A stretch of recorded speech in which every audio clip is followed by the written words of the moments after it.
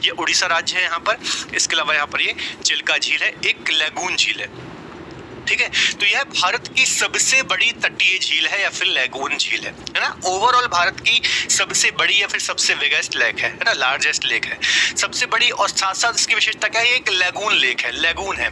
Lagoon मतलब क्या होता है इसको थोड़ा समझिए, क्योंकि बार बार ये शब्द अक्सर जब आप झील पढ़ते हैं तो ये शब्द बार बार सामने आता है।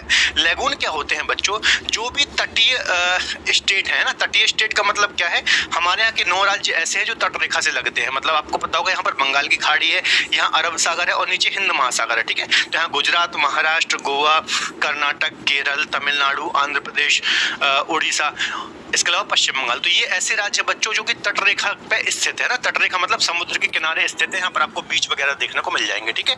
तो यहाँ पर जो कोस्टल क्षेत्र वाले जो रीजन होते हैं यहाँ पर किनारे वाले, तो कई बार यहाँ पर क्या होता है कि समुद्र का पानी स्थलीय क्षेत्र में अंदर घुस जाता है ना। एक बार मैं यहाँ पर इस डायग्राम में आपको अच्छे से समझाऊंगा।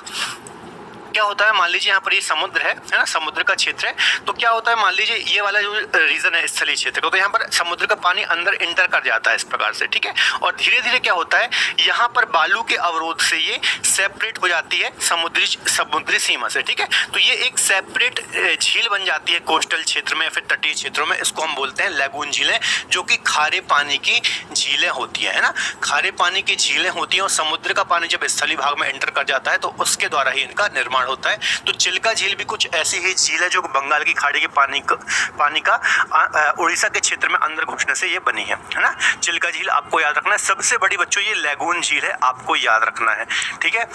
आगे बात करते हैं इसका एरिया कितना, चूंकि सबसे बड़ी है तो आपको एरिया भी थोड़ा दिमाग में रखना है। लगभग 1000 या फिर 1100 वर्ग किलोमीटर के अप्रॉक्स इसका क्षेत्रफल है, आपको याद रखना है, ठीक है। इसके अलावा यह महानदी के मुहाने पर खारे पानी की एक लैगून झील है ना। अभी हमने देखा कि लैगून झील है। इसके अलावा महानदी जहां अपना जल गिराती है इस प्रकार से, तो उसके मुहाने पर या फिर उसका जो डेल्टाई क्षेत्र होता है उसके आसपास ये स्थित है, आपको याद रखना है।